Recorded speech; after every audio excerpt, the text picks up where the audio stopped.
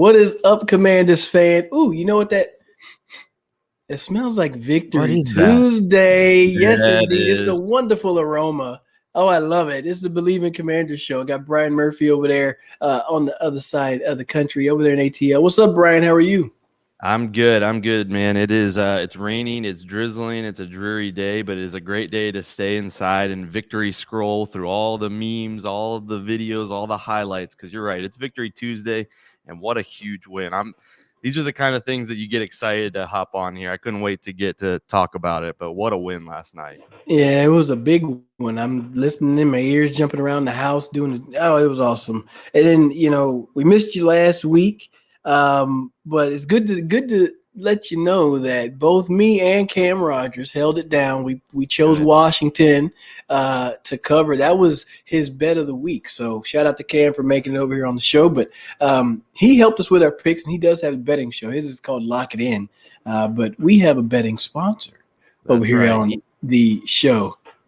I was so glad that Cam could fill in for me because he actually knows what he's talking about with these picks. But if you want to go put in your expertise, head to Bet Online. And remember that basketball season is back, and Bet Online is your number one source for all your sports betting needs this season. You'll find the latest odds, team matchup info, player news, game trends, all you need to make a successful bet. And as your continued source for all sports wagering information, BetOnline features live betting, free contests, and giveaways all season long. It's always the fastest and easiest way to bet all your favorite sports and events, whether that's the NFL, NBA, NHL, MMA, tennis, boxing, or even golf. So head over to betonline.ag to join and receive your 50% welcome bonus with your first deposit. Make sure you put in our code BLEAV to receive your rewards. And remember, Bet Online, where the game starts. Yes, indeed. I forgot to play the parlay, but I can tell you that was the most relaxing Sunday that I've had. And it sounds bad, but it's because Washington wasn't playing. I was able to just enjoy football and not have Yeah. to try to hone in on one game and have that ruin the rest of your day. So I don't know. How was your Sunday though? It was good. I got a new baby boy, so we were sitting in the hospital on Sunday, waiting to go home. Very exciting. It was nice to watch some football, and like you said, I wasn't too amped up on Sunday because I knew the game wasn't then, so it was great. Little Oliver is here, He's and 1-0. He is he one is and 1 and zero. 0. He's 1 and 0. He might not be allowed to watch any more games. He might have to go out undefeated. So, little baby brother boy is here, and so exciting. So that's why I missed last week. But man, what a show to come back to! Yeah, we got to watch some Monday Night Football last night, his first game, and it was quite the exciting one, and one that I'll definitely remember for a long time, and I'm sure this team will remember for a long time because it feels like it could be one of those wins that kind of catapults this team to the second half of the season. It just kind of had everything you were looking for. They put together a damn near almost perfect game. I know they had a couple of turnovers, but everything else was pretty crystal clear and smooth, and it was impressive. And I'm not being a homer there. I think the entire country saw what an impressive performance that was from the Commanders last night. I think overall you just have to applaud the entire team. That was a team win from top to bottom.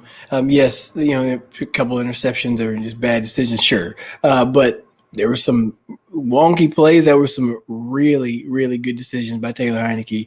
And then we'll talk about his performance. We'll talk about Terry McLaurin a little bit today. We might get into some freaking Tuesday later. We'll also see maybe kind of how the NFC East is looking because almost Right. everybody could be in the playoffs. So it's pretty exciting what's going on there. But that Monday Night Football game was it was amazing to see. It was one of those games where you worry, are they going to show up on the spotlight on the big stage? And I think that I think they did. They showed up and they showed out. That was a great performance overall, and kudos to that guy, to those teams. Yeah, absolutely. I don't want to get too sappy, but I was just excited to watch, football games. My son's first football game, getting to quote unquote watch with him as he's sitting there, asleep most of the time. So I got to be honest, I was not expecting much yesterday. I was kind of with you. I was like, just show up, don't get blown out, don't have this be a Monday night massacre, be respectable. And to be honest, to start the game, it didn't look like it was going to be too pretty. They had the roughing the punter, got another chance, and then they had a quick fumble all of a sudden the Eagles are up 7-0. But that drive to answer, to go down and score with Antonio Gibson, Taylor Heineke made the right decisions, got Terry involved early. There was a lot. I mean, you just pick one aspect of the game, there are a lot of positives to take away, and that's what's so fun. And it's nice to see what this team is capable against the best team that they have faced all season long. Yeah, I mean, the last undefeated team, arguably the best team in the NFL at this point.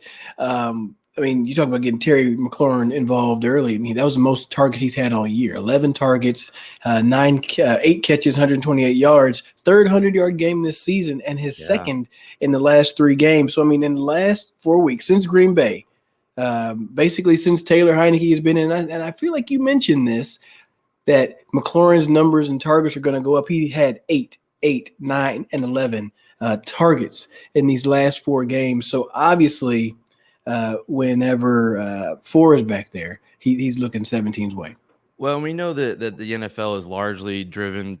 People kind of look at fantasy for stats, right? And that's not always accurate. But we have Terry McLaurin on our team. Our team's doing well. We dropped the game this week. No big deal. Still first in the division. Not to brag. But we've got Terry McLaurin, and he was, you look, they show you the ranking of the players, right? And so a few weeks ago when Carson Wentz was still the quarterback, and this is no knock on Carson, it is what it is. He was in the low 20s, maybe 30th ranked receiver. I think I looked after yesterday, he's up in the teens. I mean, he is getting more targets. This team is winning. I mean, I'm not a math guy, but that seems to be a pretty strong correlation that you get your best player involved and good things are going to happen. And you see how his impact on the game helps other parts of the team and just play better. You got to think that if you saw the plays that they did throw, the interception, Chauncey Gardner-Johnson, you got to see he had those 2 safeties over there, right? That means there's not going to be another defender in the box to stop the run, and it gives you the ability to run the ball and then have success and be confident and run the ball. And then there's also opportunities for other receivers to get open. I mean, Terry McLaurin getting involved early and often is never going to be a bad thing for your football team, and it's a recipe for success moving forward to try to get into the playoffs with this squad. Yeah, absolutely, and it shows that you can do both because the running game was fantastic. I don't think the average was great. They had a lot of attempts. Some were for a yard, 2, 3. But then you show that you can still get your best receiver involved. It was just like the perfect game plan yesterday. So I think a lot of fans, and I think we've been critical at times of the coaching staff, and there were some hiccups and there were some bumps there, and there were some odd decisions at times yesterday, like there are always going to be. But that is the recipe moving forward.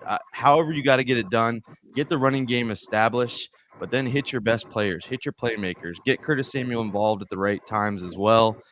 Feed Terry McLaurin. I think Antonio Gibson is your second best offensive player. Keep feeding that guy. I mean, this was just the perfect storm for this team. And I know you can't do it week in and week out. Things happen, but this should be the blueprint for what they're trying to do. Like you said, to sneak in. Shoot, they can do it week in and week out. I don't see why you can't. Tell right? them. The thing is I feel like a lot of the situations they just were like, do what makes the most sense. 3rd and 1, let's do this little power quarterback sneak and go. Don't overthink it. Sometimes you would think 3rd and 1 they try to go empty for some reason. So if the run's gonna work, run the damn ball. Make that your commitment. Yes, the yards per run weren't that good overall, but it's the fact that you still held the ball for 40 minutes. You're going to win a lot of football games if you're able to do that. I would love for them to have turned a couple more of those field goals into touchdowns. Yeah. And I think, this game isn't anywhere near as exciting. So the ability to have the commitment to the run. A lot of times what happens as a play caller, or even as a fan, like you'll see 1-yard run or 2-yard run, and it's just a cloud of dust, yard or 2 a cloud of dust. You want to see bigger runs happen, but I'm telling you, that commitment to the run, just sitting there, it's like Novocaine. You see it in Remember the Titans. Just keep pounding the rock. Keep pounding the rock. Eventually, something's going to open up. You're going to get a big play down the line, and that's what happened later on in the game. Yeah, I tweeted at one point in the game that, it was frustrating. It was the delay of game on 4th and 1 when it looked like Curtis Samuel was going to take the direct snap. And we've seen this team, the little things have kind of killed them. It's a bad timeout, it's a bad penalty. And they really limited that. That was really one of the few times that they were in a negative situation or a negative outcome came.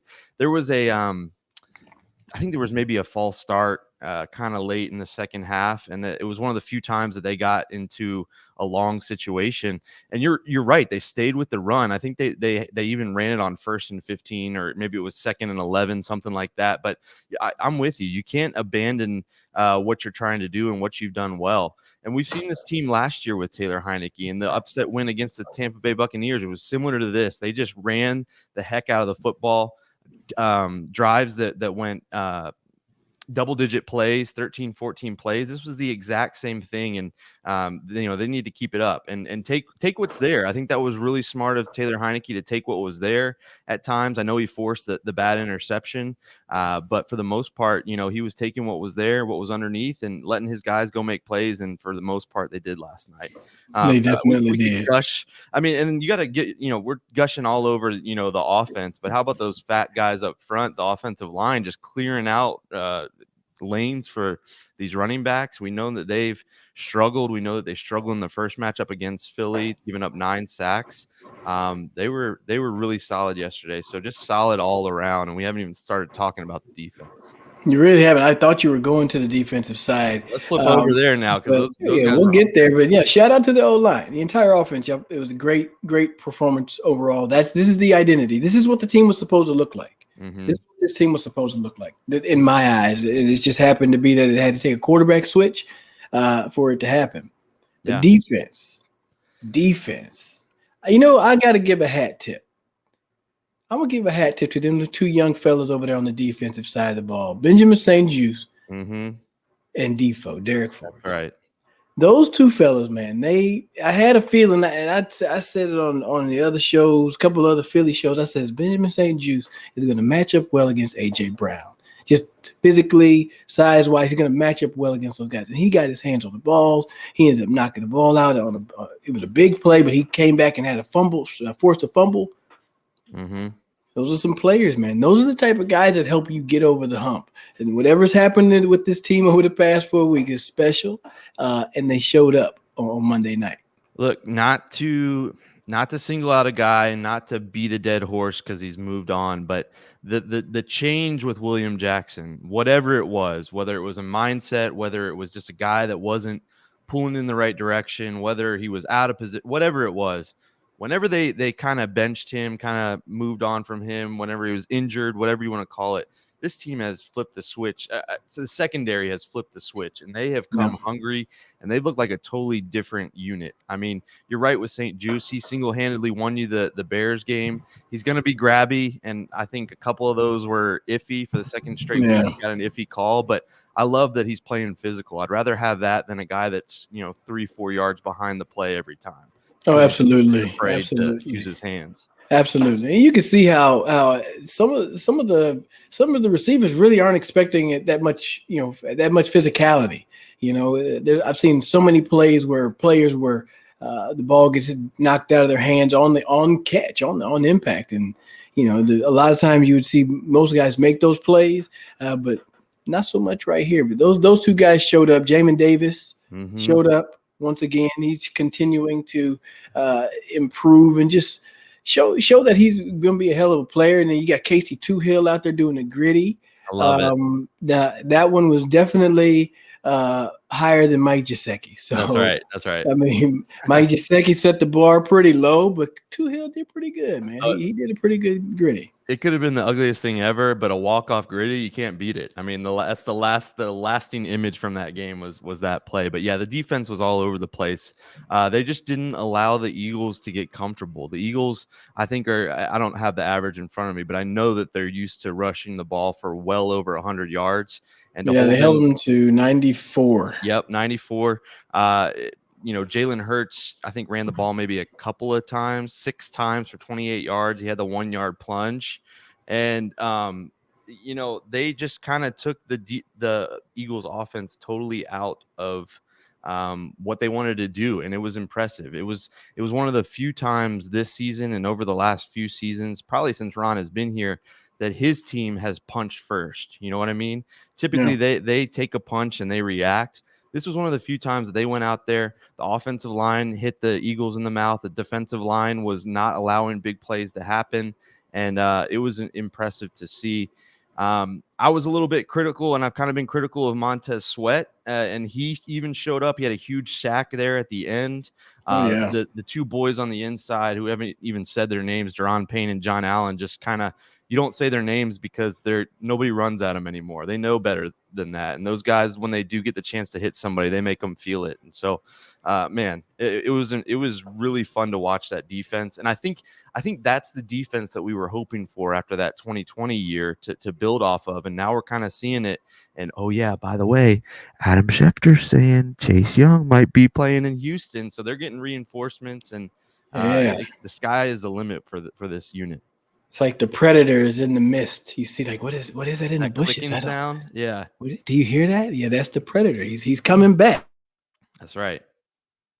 But I'm totally with you. You mentioned Jamin Davis. It's like he shows up at he's showing up at the perfect times where early on in his, I don't know, he's still early on in his career, but in his first few games, even the first few games of this season, he was showing up at the worst times. Like, it was him they were picking on. Now he's the guy that's picking up the fumble. Now he's the guy that's making a big stop to force the third down. Man, it's hard not to get excited. I mean, it's a big win, but it's hard not to get excited for the future with like you said, these young guys that they have in the mix and who are making big plays. It's not that they're kind of being thrown in there, they're role players. These guys are making big plays for this defense.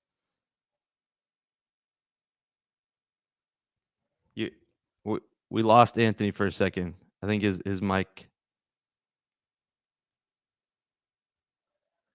We'll in the industry we'll say we will cut this out in post.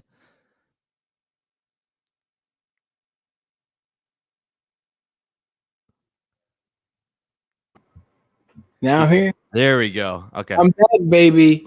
The predator got me. Yeah, you got so excited. I think you ripped the cords out. I get it. I'm pumped too. Yeah, my bad, y'all. My bad. I lost my I know what I was going to say. I was going to ask you this. I saw a post that on the flight back, the thing now is to ice up your quarterback when everybody changed. They iced up old Taylor Heineke, throwing some glasses on. He looked like he could play some spades.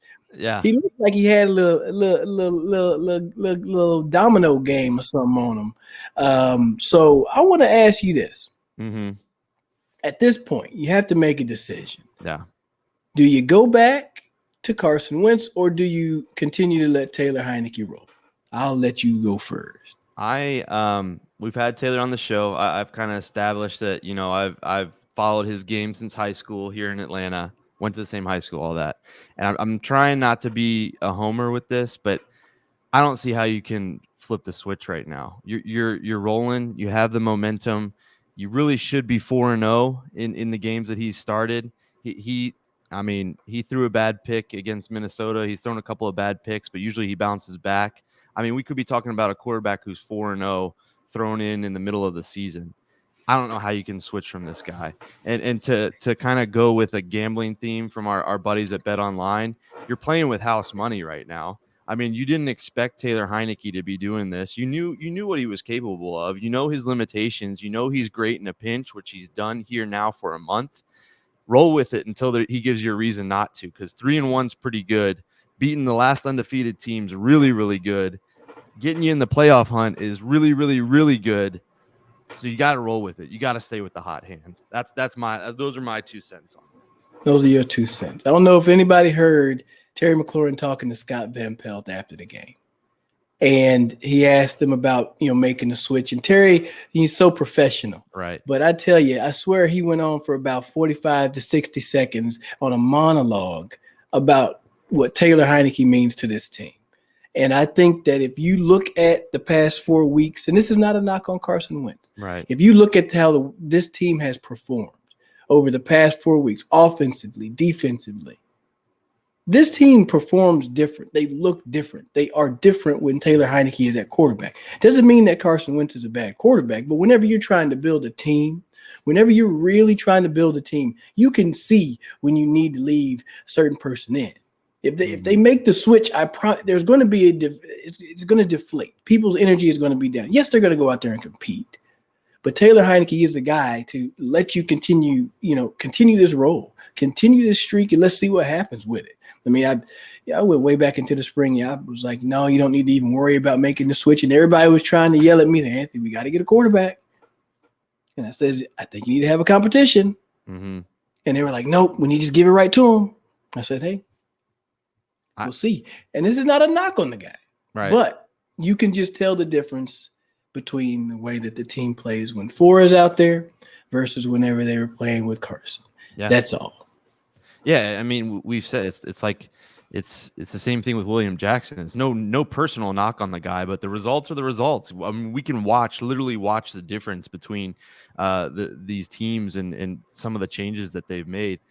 And it honestly got me thinking. I mean, I feel like right now Taylor Heineke's has a better chance to be on this roster next year than Carson Wentz. I think that you ride with this guy for the rest of this season, knowing that he might not ever be. He's probably not ever going to be Patrick Mahomes. Okay, nobody is, but you can go get a young guy. You can roll with Taylor Heineke next year, see what Sam Howell is, whatever it is. But it's nice having this gun in your pocket, this trump card in your pocket that you can play when you need it and when you need it in a pinch. And you don't want to play it every time. You don't want to play it every time, but if you need to, I don't know. It just got me thinking that Carson Wentz might be a 6 and done. However many games he played. Yeah, I mean, it's something to consider for sure. Now, I mean, the thing, if I'm looking at just the way that Taylor's played over these past 4 games, and then kind of compared to what you would think in the past, we always say, yeah, he is what he is. He's gonna make some mistakes here and there. But when I look at it, like last night, those were more like throws where he felt confident enough to make some of those throws. Were there better throws out there? Yes, but you see that Kirk Cousins just threw the ball up to Justin Jefferson in front of 25 Bills players. He made an amazing catch. Right. Stuff happens. Like you gotta trust your guys to make a play. Mm-hmm. And when I look at it, and Terry said it in after the game, he says, Taylor Heineke gives me a chance on 50-50 balls. Right. And a lot of times that's all you want. And I felt that because I thought about Rex Grossman, a guy that people say, oh, he's a gunslinger and he just throws the ball up. And I've told the story many times where in the huddle where Rex will look at you, he'll say, double go, and he'll look at you. And then you're like, oh, bad. Yeah. He's coming to me. Yeah, and it doesn't matter who's there. Yeah, you're going to get a chance. So that type of confidence, because now Terry wants to make those plays for Taylor. You know what I mean? It's not if you know, you know. Right. Yeah. I'm with you. I'm with you. And I love the chance. I love that he's giving his guy a chance because we've seen it more often than not. Honestly, I saw that ball heading for who was it? Chauncey Gardner, who just keeps picking passes off for the Eagles. I saw it heading to him, but I know that Terry's going to fight for that ball. And that, maybe 35% of the time he's going to come down with it, even contested. So it keeps the defense honest, if nothing else. You can show something deep, hit a Curtis Samuel underneath and get some yards after the catch. I mean, it's going to keep the defense honest. And it's like we've been saying that there are weapons on this team. You just got to give them a chance. And it kind of to wrap it all up. I think I'm with you. I think 4 gives these playmakers the best chance, and you can tell that they want to fight for this guy. When a guy who's they say he's 6'1", I think he's maybe 6 foot, but when they see that guy, running and diving and making a hustle play on the snap over his head, that's contagious, and you want to play for that guy. Genius play. Yep. I'm sitting there and I'm like, he's chasing this thing, and I can tell you guys, the normal thing that you teach the guy, quarterback, when the ball goes over their head, just get out on it. Just get on the ball and we'll just save, live to save another down. And it would have been 2nd and like 35 or something ridiculous. The guy gets up, gets out of the pocket, and then throws it back to the line of scrimmage. That was a genius play. Genius play.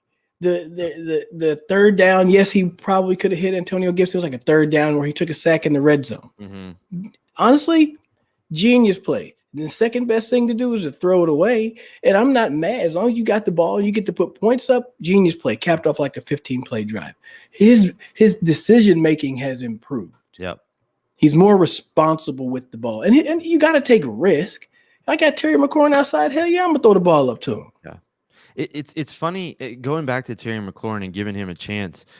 There was talk at the beginning of the season, right before the season, he was not in the NFL 100, which is crazy. I don't know if that you can take that list with any grain of salt or whatever, but there was talk amongst his peers and among, Madden rating.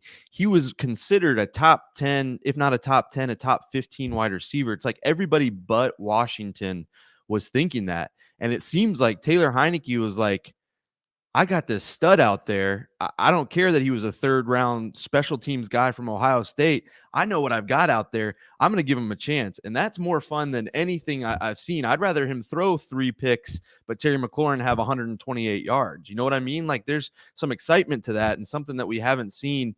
And I'm with you. That interview with Scott Van Pelt after the game, I tweeted about it. Let's get the Commanders some more wins so we can keep putting Terry McLaurin on TV because he's everything you want. He's a playmaker. He's a good dude, and he just gets the job done. And, we could talk about this game for another hour because what a game. But, we saw Ron Rivera was emotional after the game. I don't know if you saw the post-game huddle in the locker room. Couldn't even finish his thoughts. Who does the team look to who just ran in from that national interview, who just ran in, wasn't even there from the beginning of it? They looked at 17. And he jumps in there and he gives a heck of a speech. I mean, I was fired up. I was sitting on my couch, delirious from a newborn, but I was pumped up. I was ready to go. I mean, that was better than any coffee I had. I mean, I love it. If 17 getting the notoriety he needs and the stats he needs, it means Taylor Heineke's my quarterback, I'll roll with the deficiencies. Hey, man, look. I ain't worried about deficiencies because all those guys lift each other up. They bring everybody up. You know what I mean? Scrappy receiver who's going to fight for every ball. A quarterback who's going to literally fight for every inch and try to get the first down. I mean, come on. What more can you ask for? This team is in a good position. I do want to ask you this question though. We talked about a second ago. Justin Jefferson, his catch. Mm-hmm. Did you see that? Did you see that catch? That was one of the few times it got loud in the hospital room. I was like, oh my gosh. I couldn't believe that he came down. That was an absolutely ridiculous catch. Justin Jefferson goes up there one-handed with a little Odell Beckham reaching back and then snatches the ball. And then I had to see the replay like 3 times. He took it from a defender. Right. He took it from a defender. Now, I mean, you start looking at the physics. I'm sure Bill Nye could tell you how leverage works, but still, this dude reaches back and then yanks the ball out. Oh, my gosh. That was a hell of a catch. The situation makes it even better. Yep. Right? 4th and 18. You're still trying to find a way to extend this game. And tell you, Minnesota has a way for having some pretty big catches happen at the end of games there. So Stephon Diggs on the opposite sideline had to watch yet another amazing catch happen. But this time he wasn't doing it. Yeah, Stephon Diggs had one like 5 minutes earlier, and it was like, oh, catch of the year, easy. And then, I mean, it might not have even been 5 real minutes, but maybe 5 minutes of game time. Justin Jefferson makes that play. It was unreal. The easiest way to know when you've seen an all-time play is when you see and hear peers reacting like that, like guys that I mean, everybody in the NFL is just a freak of nature. I mean, that's what it takes. You're a freak of nature to make it to the NFL. Like, it takes a certain type of guy, athleticism, the mind, the body, all that. But when you see a defensive lineman on the sideline jumping around like he's a backup freshman on the high school team getting hyped for, on Friday nights, go back and look at that right after he makes the play. There's a defensive lineman on the Vikings that jumps around. He can't believe what he just saw. And that's when you know that you've seen an all-timer. And I saw today that I think Adam Thielen, or maybe both of them, were mic'd up. And Adam Thielen, who's made his share of huge plays, went over to him and was like, what?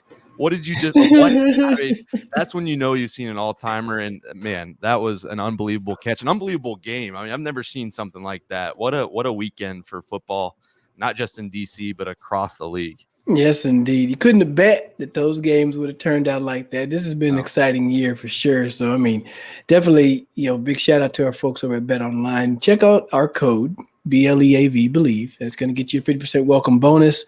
And if you're listening on TuneIn, shout out to you over there. And if you're not listening on TuneIn Radio, you know that you can. SiriusXM, we got all those things going on out there. And we've been talking about a lot of receivers. This is impromptu. This is not scripted. Oh man. And this is not. It's not hard. On the Nothing too difficult. Not on the teleprompter. So okay. So this is straight from the gut. The receiver position in the NFL is in good hands. Yes, it's in good hands. And now I feel like the number one receiver in people's minds and hearts has changed. Seems like almost weekly. So if you had to give me a top three receiver. And then there's nothing, you don't have to say Terry McLaurin. We don't have to say Terry McLaurin. We can, but we don't have to. Top three receivers. Let's do it this way. Okay. I'm going to switch it up. Top three receivers you would start your team with right now. Oh, shoot. That's easy for me. Oh, is it easy? Now I'm getting... It's a lot of heat out there. Okay, I got to go with Justin Jefferson. I just think even 2-3 years into his career, and it's not just that catch, but he gets 100. You can almost bet online that he's going to get 100 yards every game. He's just a monster. Yeah. And then I'm going to throw in the guy that he replaced in Minnesota and who he played against on Sunday, Stephon Diggs. He just runs routes perfectly. He's always open. It's probably part of it is Josh Allen too, but Stephon Diggs is just a complete receiver. And then third, if I'm starting a team, I'm going with Cooper Kupp. I know that he's banged up, but I think that he does everything right, and he would be perfect for an ideal young quarterback that you're bringing in. I'm assuming you're starting a team with a young quarterback as well. So I would love to have Cooper Kupp. I think those are just three guys that do everything right and can do a little bit of everything. Just missing out is Devontae Adams for me. So 3 and an honorable mention. Okay, I like it. That's some schlub's opinion. Now let's go to the former NFL wide receiver. I want to hear your opinion. Man, this is so. Hey, I'm gonna tell you, this is a new question to you. It's a new question to me, and I tweaked it because I wanted to put Terry McLaurin in that list of my three receivers that I would definitely want to start a team with, because I think that he is probably just the epitome of what you want a pro to be. Right? I feel like you could bring in any type of rookie and they know that they can learn from Terry McLaurin. He's going to be consistent. I don't think that he's ever going to have, just one of those just drop off like out of the blue. He's not going to be up and down. He's a very consistent guy. So Terry McLaurin would definitely be one of my guys. Number two, and I'm just looking at a list of all these receivers, and you could almost pick anybody's name. Number two, I'm going to put some heat out there. I want Tyreek Hill. Because he's had success with a quarterback with the biggest arm in the league, and Patrick Mahomes, arguably the biggest arm in the league. I think Josh Allen might can throw it across Wyoming. And then he's going down to South Beach with Tua, where people were like, oh, he can't even throw the ball 50 yards. The guy leads the league in receiving. He got almost 1,148 yards receiving. So give me Tyreek Hill, give me Terry McLaurin, and then another guy that I would take over there. We'll stay in that top route. Give me Stephon Diggs. You mentioned those routes. And I would just love to see those guys all just have a mastermind. You know what I mean? Because I feel like Terry ain't going to say much, but he's going to be soaking in everything that they say. And that right there, I feel like would be a dangerous top three receiving core. I love that. And I'm with you with Terry there. He is an absolute pro. The one thing on Tyreek Hill, even before Patrick Mahomes, he had a year with Alex Smith. So he's done it with a bunch of different quarterbacks. The more you think, not a bunch, you know what I mean? But different styles of quarterbacks. And Alex Smith don't throw it further than 15 yards. That's what I mean. So it wasn't always the deep ball from Patrick Mahomes. He kind of cut his teeth, Alex Smith underneath, kind of taking what is there for him. So that's a good call there. Yeah, and I have to say, before with Tyreek Hill, I was like, well, he's just like really fast. And this is from a fast guy talking, but like literally seeing like it's just more of a just get him the ball, and then he'll do the rest. That's what makes him super special. I mean, he can run by you, he can run behind and past everybody. But then he'll also take the 5-yard slant and then skid out the back, go out the back door and score too. So Tyreek Hill is just a dangerous player. Yeah, he is. Yeah, good conversation, man. It's fun to talk about the Commanders when they win because then it leads to fun conversations across the league. We can There you we can go. laugh about what's going on. So let's stack some more wins together. We had talked about a couple of weeks ago, or it feels like a couple of weeks ago. It might have been yesterday with how tired I am. But we had talked about kind of the upcoming slate of games. We'll break down the Texans coming up, but you said they could possibly steal the Vikings game. They almost did. They end up stealing the Eagles game. We both said that the Texans and the Falcons are very winnable games. Mm-hmm. Go ride the rest of this momentum. Go take those two games from some weaker teams and really start to show off a little bit at 7-5. So that's some exciting stuff to think about when you're at 5-5. When you have a big upset, you can start to think about it. You can start to dream a little bit about where this could go. And man, I like their chances. Yeah, it's gonna be a good thing. Good finish to the year, y'all. Hey, look, be safe next week. Thanksgiving's coming up, Right. right? So be safe. Enjoy the time with your family. But we will be tuning in. Matter of fact, at your Thanksgiving dinner, do me a favor. Go ahead and open your favorite streaming app, and then just play them the most recent episode of Believe in Commanders. All right, just do that for me. If you take a picture and send it over, I'll send you something nice in the mail. Ooh, okay. All right, send you something nice. All right, There we go. So hopefully, don't too many people do it. No, I'm playing. Yeah. Make sure I have to go get some extra things to send. We'll make that happen. Love it. Yeah. So check us out. It's scrolling across the bottom there. Tune in, SiriusXM, Stadium, all of that. Apple, Google, all that. You can hear us everywhere. So good to be back. Oliver Murphy is 1-0. Let's make it 2-0 later on this week. But bask in this victory. It's a 24-hour rule. Victory Tuesday. Celebrate Victory Tuesday. And let's move on and take down the Texans. But it's fun to talk to you, Anthony, after. It's always fun to talk to you, but it's especially fun to talk to you after a win. So let's do more of these the rest of the year. Yes, indeed. Welcome back. And we'll see you guys next week. Later on in the week, breaking down the Houston Texans game.